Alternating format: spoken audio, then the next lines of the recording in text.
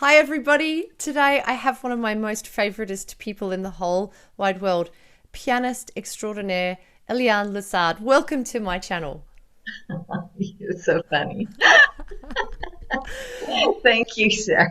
So, for those of you who don't know Elyane, that's ridiculous because she has her own series of studio concerts in her house, which is in Melbourne for those who are watching from elsewhere. And the fascinating thing about Elyane is she, to me, is an Australian, but actually she's American. And so I learned so much from her about culture and the comparisons and the differences between hers and my culture. And it's so valuable to me. But the best thing is that now Elyane is writing a book of memoirs, which this is so precious to me. So today I really want to get into talking about that with you, if that's okay. Of course. But first, I'm really fascinated with your evolution of your career. And I think everyone would be interested in hearing about where did you study, because it's a bit of a famous school. Yeah. Well, I first studied at the University of Houston and got my undergrad there, and that was a fabulous school. And it would be remiss of me not to mention it because it was just the best training I ever had. Really, it was so beautiful, and it was like a family environment. Going to New York City to study at the Juilliard School was huge for a little Texas girl who said hi y'all to people in the streets who would look at me and say, "What do you want?"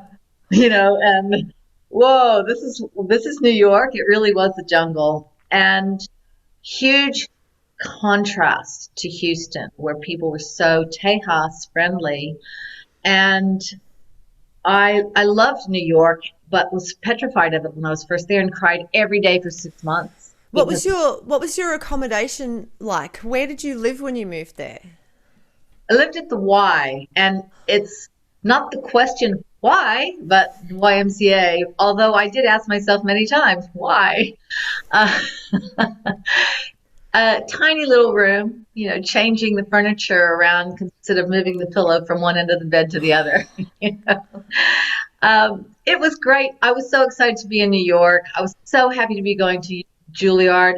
And the best thing about going to Juilliard was not the institution itself, but the fact that it attracted top talent from around the world, and you just met the most amazing people. And couldn't believe I was there. I worked really hard. It was a challenge financially, but I had miraculous help.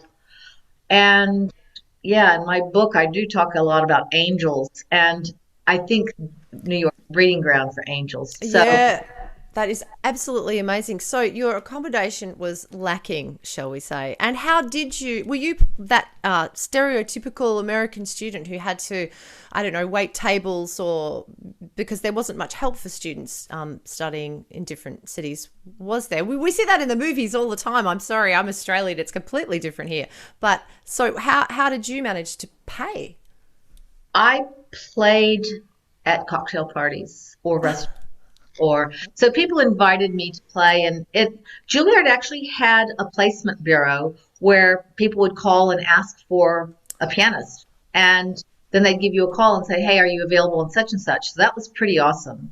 And I've got some harrowing stories about that, but we won't go into that now. But really funny stuff, that I can laugh at now, but it wasn't funny at the time. And I'm imagining that stuff is making it into the book or not? Is it too So much. terrible to go into the book? Oh my gosh, no, it's funny stuff, Yeah, just like people not really realizing that you're playing for a professional fee, and they think that they've got a student, and so they want to pay you a pittance even though they agreed with the Juilliard to pay you a professional fee.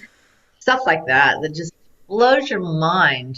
I Yeah. don't think it's changed anywhere around the world, though. I think people think we do it only for the love of it, rather than we love this, yes, but it's not a hobby. It is a way of life. Yeah, you're And so right about that. At convincing people that a per hour situation like it is at McDonald's, it applies to us as well. We get a little bit more than McDonald's, but what McDonald's workers don't have to do is practice for 6 to 12 hours. since The they were actual, five, yeah, yeah, yeah. since they were five. Yeah. So, I mean, I think hourly fee needs to be a little more up there with, say, doctors or lawyers or whatever. But, well, let's just keep working on that. So why did you come to Australia? When did that happen? So talk us through the timeline. You went to Juilliard, you got amazing, you're probably already amazing. And then what happened? You are free flowing with your adjectives. I I was invited to participate in the 1992 Sydney International Piano Competition and came thinking, well, free vacation. They pay for your airfare, they pay for your accommodation and a per diem and all of that. And I was coming up to the end years of my international competition age limit. And I thought I better just do it. I've always wanted to go to Australia. I had a National Geographic with the iconic Sydney Opera House, and I loved koalas. My brother had given me a stuffed koala when I was a kid. And so I had all these, the stupid things. Like if you're from Texas, you wear a cowboy hat and cowboy boots and have an oil ranch. So I wanted to come and dispel all of those myths about Australia. And I had a fling with the piano tuner, and he ended up following me back to New York, and we got married. And then after I got pregnant, 4 years later, we decided, after Natalie was born in New York, we decided to move to Australia. So I moved here in 96. Okay, so you felt like Australia was, what, a better place to bring up children, or what did you feel about that?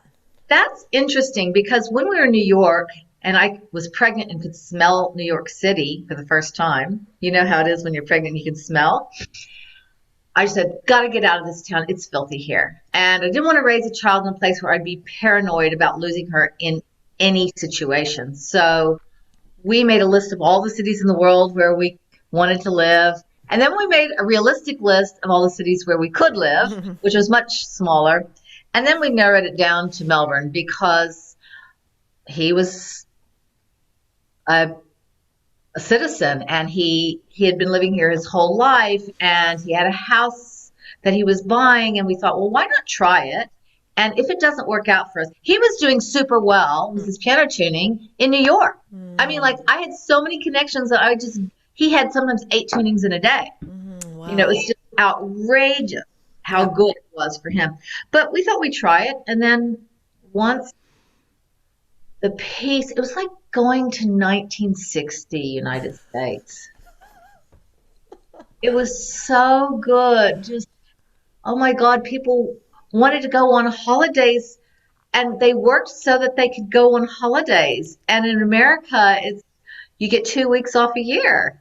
And right. Here you get 2 weeks off in between every school term. Yeah. What? What's that? Yeah, well, that'll be the difference between the American frontier, cutthroat, competitive, anyone can do anything mentality as long as you work hard as an individual, compared with that semi-socialist British ideal that you work and then you rest, and everyone gets together, and holidays are really important, family's really important. So, I mean, that's a ridiculous generalization, but I do feel like Australians treasure their holiday days. Melbourne Cup, for example, which is still a bit of a mystery, but that's so that sort of difference in pace would have been really, really nice for you after spending a long time in a cutthroat sort of world, right? Do you know that if I have to look back at my 25 years, almost 25 years in Australia, coming up in September, it'll be 25, I have to say that I haven't taken advantage of that. I am a bit of a workaholic, and I can't escape that. I haven't had a holiday throughout this whole COVID period, even though it was sort of a big holiday mandated by the whole world, by the virus. I didn't stop working. Yes, but this is good, because you created this book, and you've done so many other things as well. Let's talk about what it was like before COVID. Let's talk about your studio concerts. Why did you feel like doing them? I mean, look, it's a leading question. I actually know most things about you, but I want to talk about how easy or difficult you found carving an independent path for yourself in a town which is basically pretty sewn up by a few usual suspects. So talk about that a little bit. I'm the eternal optimist. So I feel that if I can't get in through this door, I'm going to get in through that door. I've got to find a way because I want to play the piano. And I feel that I've asked the question to the universe, is this what I'm supposed to be doing? And then an opportunity presents itself. So I think, okay, that's the confirmation I needed. So I'm going to keep going this way. And I figured if I didn't have enough concerts happening, I was going to have to create my own. Being an American in Melbourne was interesting in the beginning because I was between a rock and a hard place.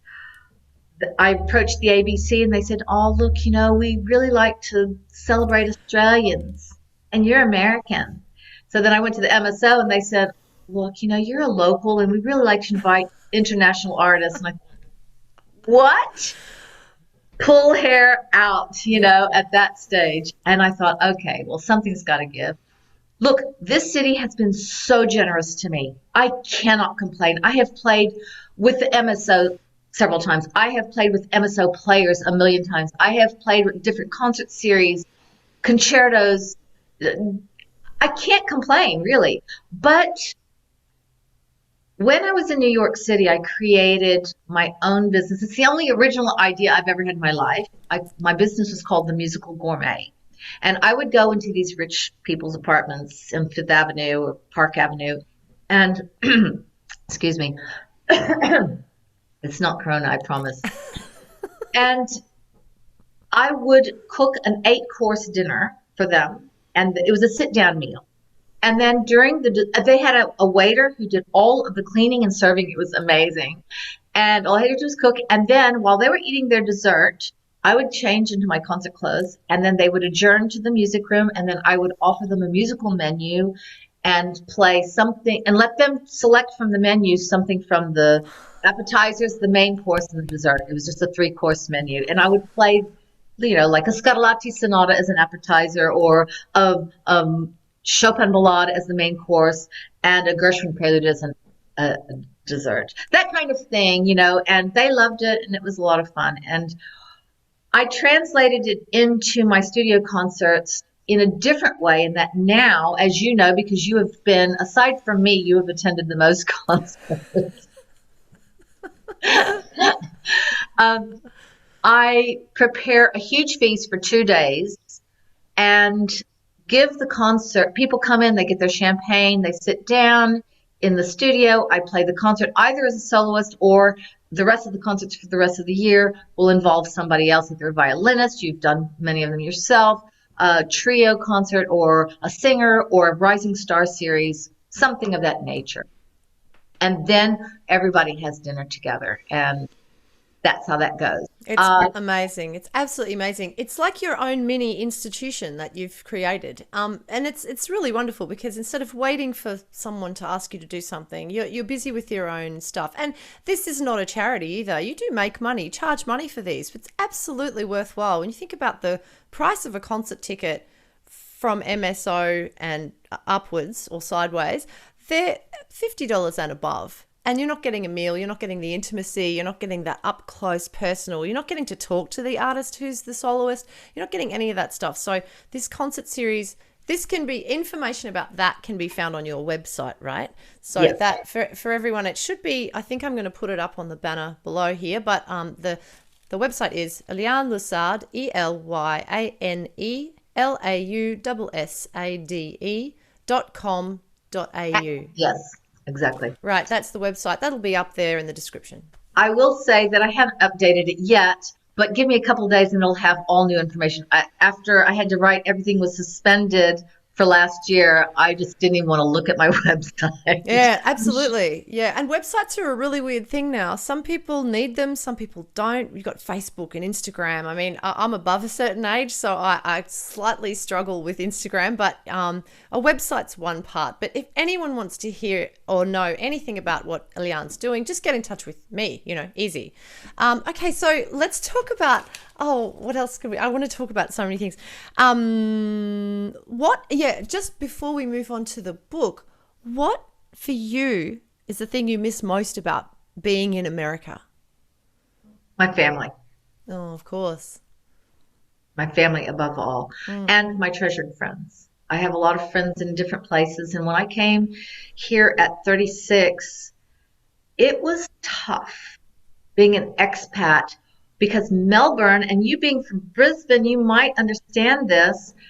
Melbourne folk have friendships from age 2, Yeah. where they all went to kinder together. And you can't enter into that, compete with that. And so you basically find that you do have a lot of expat friends. Um, but Who are in the same position as you. So you gravitate towards people who have had that similar experience. exactly. But I feel that, where there's a will, there's a way. Yeah, that's Most, part of creating your own environment, your own world, so that people gravitate towards your world, and then you're creating something new for them as well. Because you have so many people in Melbourne coming to your concerts and appreciating what you do. Because I don't know anyone else who does it.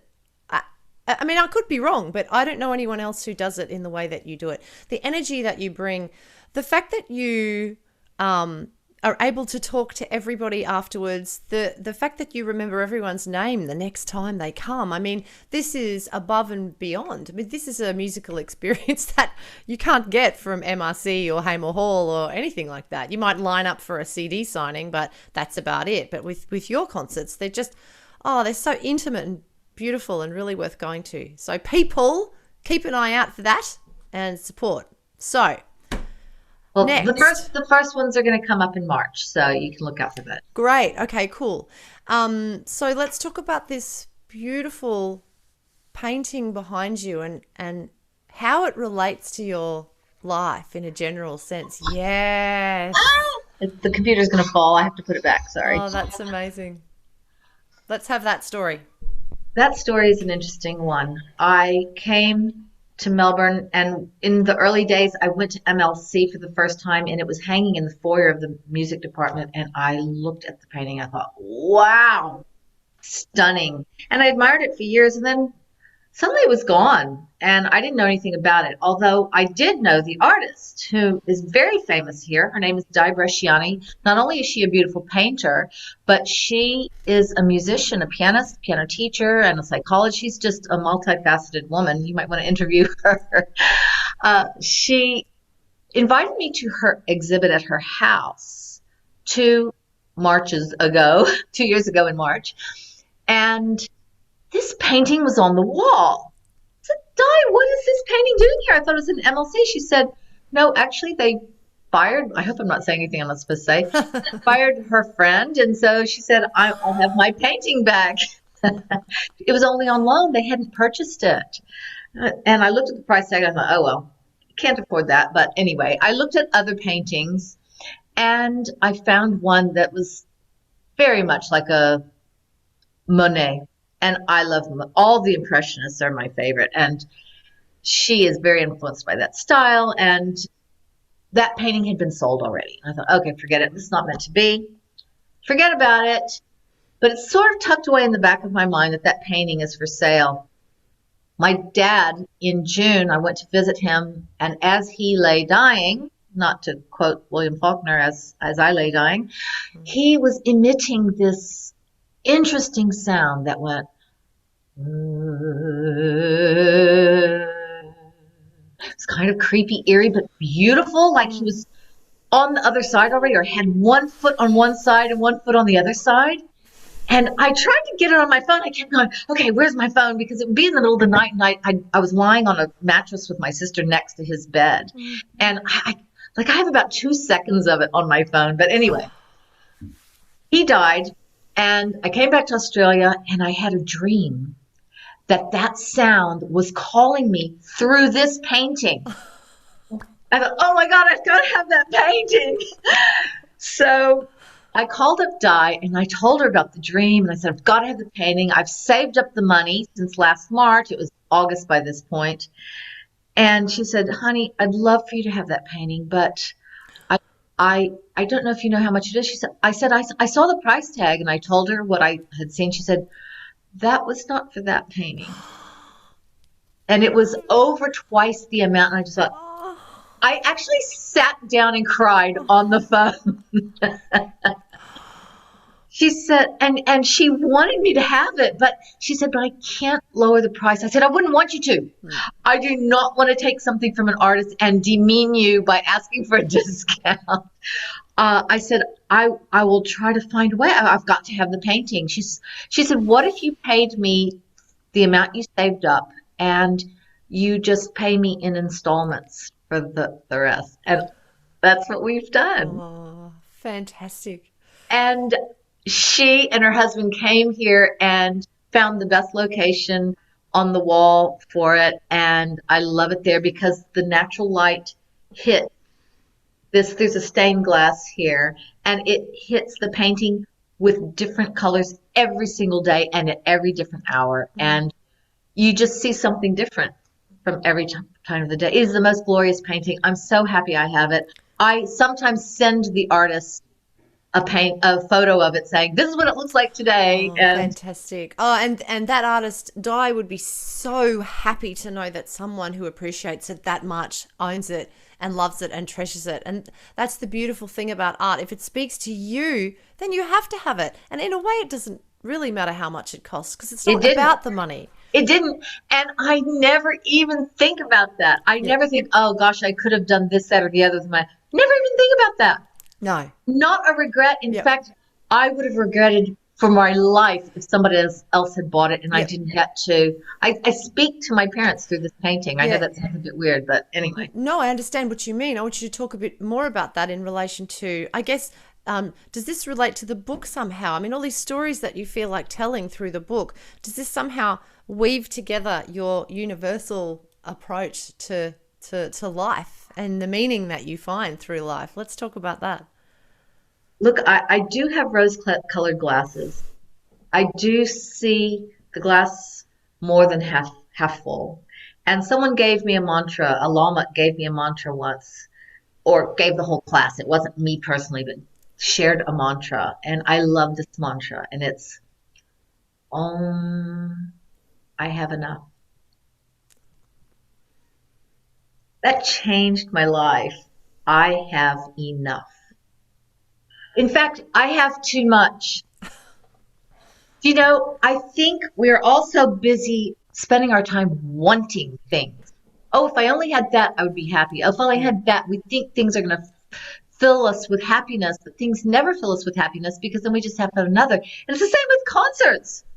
I am such a glutton for concerts. Like, oh, when's the next one? When's the next one? When's the next one? And happiness is something that you can choose. It's a state that you can choose. And I know people, so many people say to me, oh, but you know, you live in a privileged society. Yes, I do. And I appreciate the privileged society that we live in. And every good thing that happens to me, I celebrate and I appreciate and I see the miraculousness of it. I see, you know, we're surrounded by angels who are just, you can define that word however you want. You don't have to think of angels as in the kind with wings sent from heaven.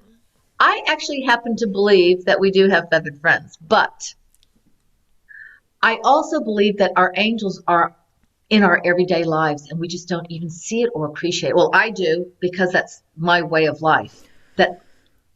So that's It's a kind of training though that you have to do with yourself, because if you don't train yourself to see the positive, then the natural human instinct is to always be perceiving things as dangerous to protect themselves. It's just a natural evolutionary thing that we've got going. It's like, oh, we can't trust that person yet. Everything begins with the negative, you know, guilty until proven innocent in terms of the natural world.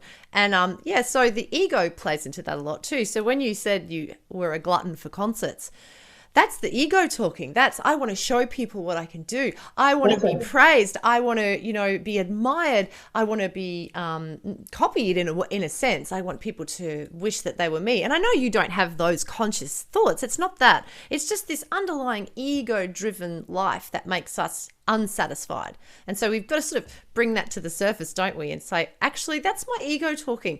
I need to just take a breath and go, why do I want to do, you know, too many concerts? That depletes my health. Actually, if you're too busy, you can't be of any use to anybody anyway. So yeah, the ego is a really interesting thing that once we're on a journey like the journey you're on, the conscious realization that everything's basically a miracle. Everything good that happens to us is luck, mostly luck. Well, see, luck, coincidence, serendipity, you can call it whatever you want. I call it angels and miracles. Yeah, Okay, that's yeah, my vocabulary. yeah. Because in using those words, I appreciate someone else. And this is what drives me nuts about today's society. Everyone wants to take credit for what they've done. I did this or I did that. No, no. That is a collective consciousness Yeah, that we all are a part of. yeah. And I believe that we all tap into the collective consciousness. I just Absolutely. believe that. Yeah. Whether it's in your dream world, your conscious world, your subconscious mind, it doesn't matter. And what I love is that things just happen. And there may not be a specific person that you can thank. And so I thank my angels. Yeah. Yeah, absolutely. Absolutely. And the vocabulary you use, speaking of vocabulary, let's talk about the book now. Like, let's actually talk about the book. Why? Why did you write it? Why did you feel the need now to write it? Was it a COVID thing or was it more than that? No, it actually had its beginnings before COVID. It happened after a failed relationship, plunged me into a real deep questioning about choices I've made in life, because I've made some really foul choices, really selfish choices that at some stage you have to come to a reckoning with yourself about, okay, I thought it was the right thing to do at the time. Of course, I think most people, when we look at people, we call them selfish. I think most people do what they think is the best thing in the moment because that's self-preservation. But Exactly. then 2 seconds later, sometimes, or maybe 2 years or 2 decades, they'll look back and think, oh my God, what was I thinking? Realize, no, I wasn't thinking. That's the problem. I wasn't thinking. And in writing this book, I don't even recognize the person that I'm writing about. Wow. Yep. Yep. Is it full of regret? Is it full of anxiety, or is it full of awakening, or is it full of Awakening. It's not regret. How could I have arrived at this point, which is a moment of bliss in my journey? How can I arrive at this moment without all that other stuff? Yeah. Yeah. It's a package deal. Yeah. Can't get one without the other. And what are there things that were really difficult in the? Are there stories that were you just didn't know whether to put in or leave out, or does it offend some people? Are there legal ramifications to this book at all potentially? Well, I'm sure that I'll be sued multiple times over. I'm actually waiting for everybody in the book to die. No, the only person that I really write nastily about is myself for my choices and my behavior. I don't blame anyone else for bad behavior other than myself. In every single situation where I'm pointing the finger at somebody, there is a moment where I could have chosen a different path. I could have chosen a different timeline. And everybody has that. It's a turning point. Yep. In fact, that was one of the titles that I considered until it seemed a bit too bland. But there's a turning point in every single situation. I could have done that or I could have done that. And I can pinpoint it. Yeah. Yeah. And speaking of title, what have you decided on a title yet? Is it a secret? Is it? Look, I don't know anything about the publishing business, so I don't know whether I'm going to get this published or if I'm going to self-publish, or I don't know anything about that. But that painting that you're looking behind me is almost certainly going to be its front cover. And if so, I may very well call the book the title of the painting, the first title of the painting. This painting is called The Eternal Choir. And if you can see the figurines in it, you can understand they're going toward the light. And it's just so uplifting. But the original title that Di gave it was in German, but in English, it's 1,000 Little Angels. That's perfect. And I'm getting goosebumps thinking about that. I have had 1,000 little angels in my life, and that will probably be the title. Even though if you looked at my title page, I have about 20 titles, which are, some of them are hysterical, like, why the F am I writing this book? You know, So many different titles, but this is the one that seems to capture the essence of the book. Yeah.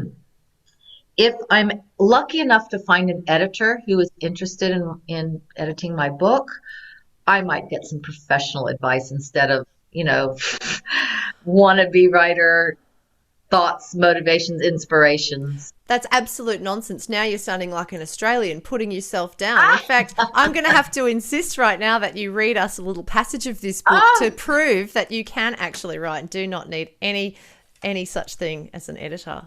Please, would you mind, actually? Doesn't everybody need an editor? I thought that everybody needs an editor. So. I guess so. I don't actually, okay, I didn't mean to put down my skills as a writer. What I meant to say is that I know nothing about the writing world. I know nothing about writing a book.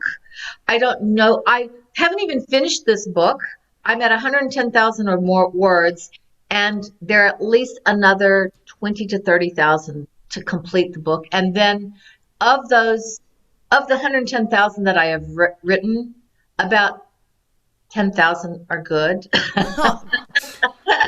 And the rest might need to be culled. So we'll see. No, I do need to go back and revisit each one after I've written the whole book, because once it makes sense to me, once I know what the journey is and the end of the journey is of the book, I think I now see the end of the book, and I'm really excited. Excellent. I'm really excited because I know where I'm going to end it.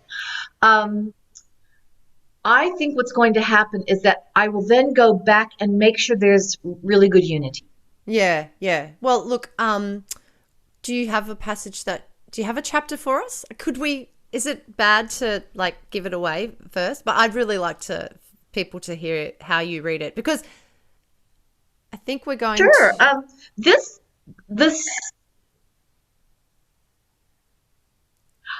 should I read the first chapter? Absolutely, which is one page? Yeah, absolutely. Up to you.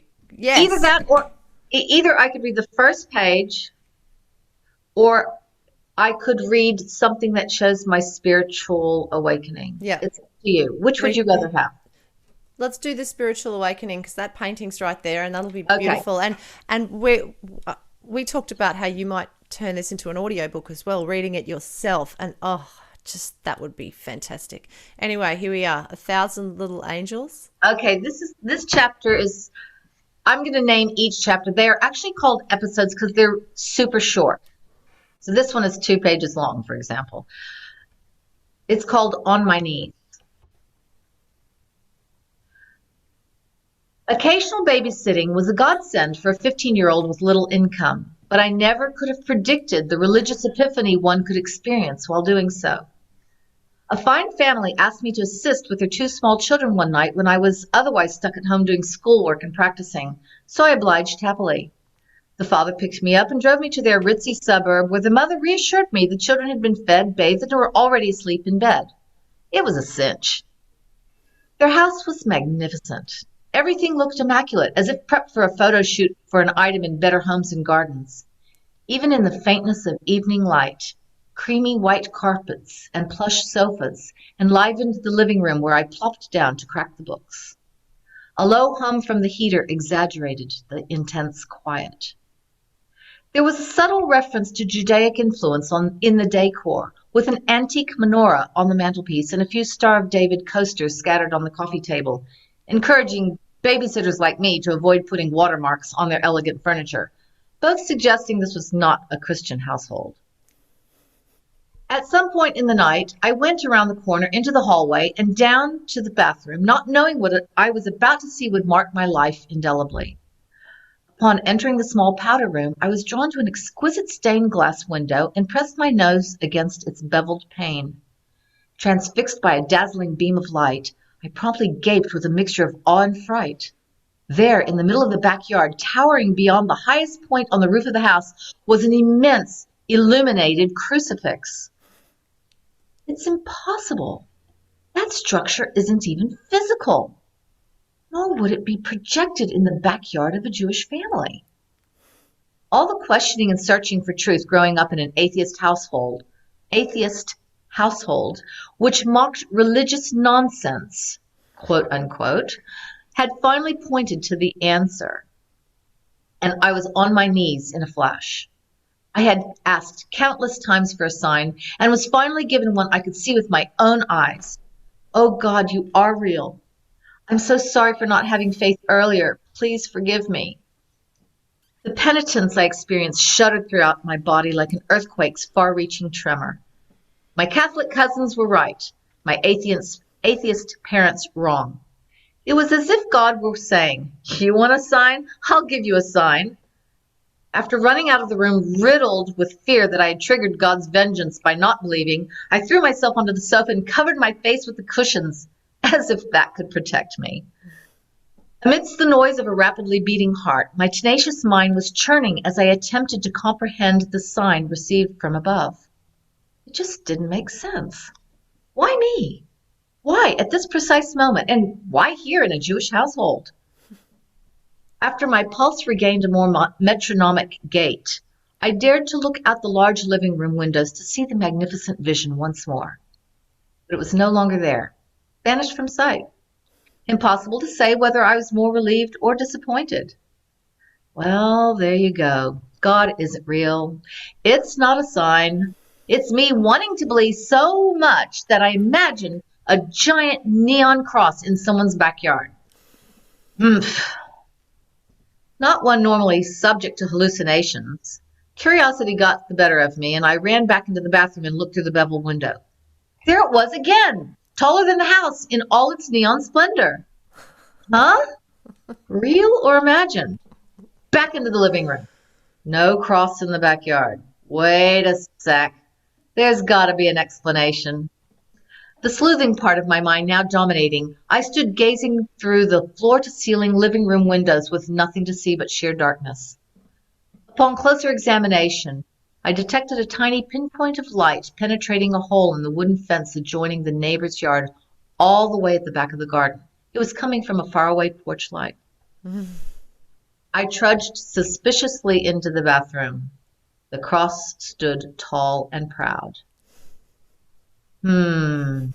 Crap. That phenomenal manifestation is nothing more than the beveled glass refracting a minuscule speck of light, causing an optical illusion. My ordeal at an end, I checked in on the two sleeping babes in their separate bedrooms. They were peacefully in dreamland without any visible disturbance. On my way back to the living room, I considered a story I had read in one of my history books about a pagan monotheist named Constantine, who had a vision in 312 AD of an illuminated crucifix in the sky and interpreted it as a sign from a Christian god. I wondered if his experience too had had a scientific explanation. I wanted it to be real. I yearned for a god, someone to look after this world, after me. The sensation of having faith, even if only for a few minutes, was an ineffable relief after all the years of alternating between hoping for, asking for, knowing there isn't, believing there might be, and back again. I contemplated the terrifyingly grandiose gesture God had made to finally win me over. Real or imagined, perhaps it didn't have to be material to qualify as a sign. After all, no one forced me to look out the window. Something urged me to do that. The only pathway to belief is faith. I still didn't fully grasp what that meant, but I welcomed truth no matter how it was delivered. Who knew babysitting could be such a heart-opening experience? Wow. Love it. Thank you so much. Oh, thank you so much. That was just great. I so look forward to this book. Everybody check out elyanelaussade.com.au. Thank you so much for coming on my show. Sarah, you are a darling, and not just to the music world, but to everyone's friendship circle. Well, you are an inspiration to me. So thank you so much, and see you really soon at your house. Mwah. Okay, bye.